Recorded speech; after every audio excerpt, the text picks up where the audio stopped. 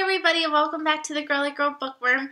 So today I have a weekly wrap up for you. I read 3.5 books, which is phenomenal for me lately, so I'm so excited to share them with you.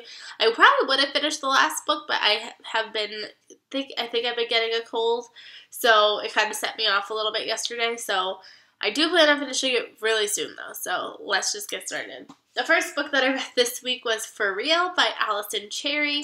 This book surprised me. This book I gave 3 stars, or 3.5 stars, and it follows 2 sisters, and it starts off, one's a younger sister, one is just graduated college, and then while they're at the graduation party, something goes down with the older sister where she needs to end up getting revenge. So they go on this TV show where it's kind of like The Amazing Race, but there's a twist. And it was pretty good. I gave it 3.5 stars. I really enjoyed it, but I still felt like sometimes the characters felt a little flat, and I felt like the ending was a bit rushed. It just kind of all of a sudden like happened. And like, I felt like it was like, it made sense. The ending made sense. I just felt like it was like, here we go, we're done. Like, so I did enjoy it, and it really surprised me, and because I was really worried because it's pink on the inside, and I was like, I really don't want to have to unhaul this beautiful pink book.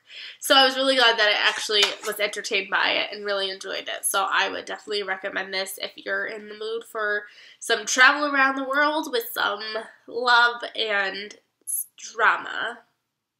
Yeah. Then I'm trying to do this thing where I know I'm going to eventually run out of books to do this with, but go like adult, young adult, young adult while I can.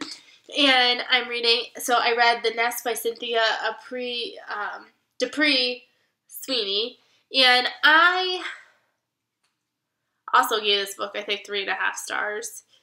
What did I end up giving this one? I thought this one was good. It follows this family, and they have something called The Nest, which is basically their, what do you call it? Oh my goodness.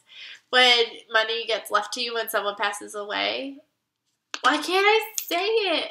I'm like losing my mind. Do you know when words are like on the tip of your tongue? They're just not coming. They're just not coming. And I don't know. Endowment? That's not it. That's definitely not it. But something happens with their brother, and their brother has a little accident, and it comes to attack their nest pretty much. They're not going to be getting as much money as they thought they were going to, because they had to wait until they were like the youngest daughter had to be a certain age before they could actually touch the money. And they're finally like months away from touching the money, and now they're definitely getting nowhere near as much as they thought they were going to. And it follows each sibling, but it also follows like a lot of random like side people, which was kind of annoying because I felt like I didn't really get to know the family like I wanted to. And then like some of the side things that they put in, I felt like were just like this cliche, like I'm putting this in to get diversity in here, even though I don't know if it necessarily fits or makes sense to the story. I don't know, like, I feel like bad saying that because I could be totally 100% wrong, and I'm really sorry if I just offended anybody with that because I don't mean that. Because obviously diversity is so important in our books. But, again, I don't know, I just felt like I wanted to get to know the main siblings. I didn't really care about the daughters. I didn't really care about the neighbor. Like, I didn't really care about a lot of random people that were side stories in here. I also felt like the ending was really abrupt, and I felt like I didn't get a lot of justice for people, and I felt like the solution was very like, oh, here it is, we were just like racking our brains for a year, but here it is, the solution that just fell in our lap.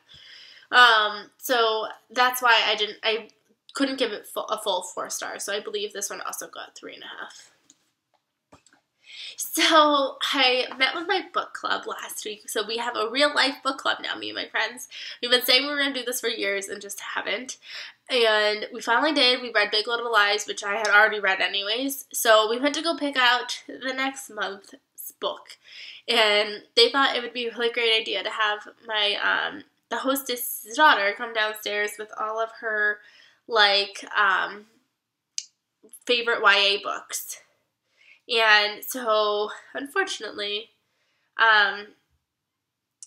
they ended up picking a book that I was not really 100% excited about reading, which is fine. It happens, but it could have been worse. There was a book that she really wanted to read, and I didn't want to.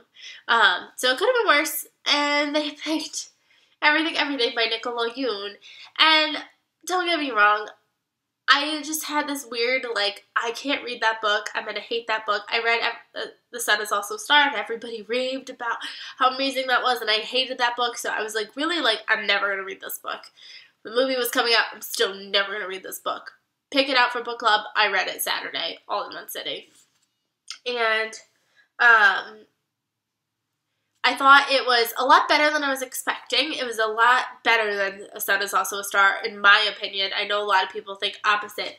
I thought it was really intriguing, like how every now and then there's like a picture or like text messages or like just paragraphs. So it was really easy to get to. But I will say it was 100% predictable. I predicted the twist. When people were like, it's so heartbreaking, I knew it was coming. I predicted it like months and months ago. So that was kind of a bummer. So I believe I gave this one like 4 stars as well. I enjoyed it more than I was expecting to, but I still predicted everything. So that was that. But at least it's done for book club because we're not meeting for probably a whole nother month. But I got it done already. And then the book that I'm currently reading I'm so excited about, and that is Brain on Fire by Susanna Cahalan. I don't know. She like says how people always call her Callahan, and that's not right. So I don't know how to pronounce that. But this is a memoir, and it's about Stephanie Callahan. Cahalan. I don't know. So call her Susanna.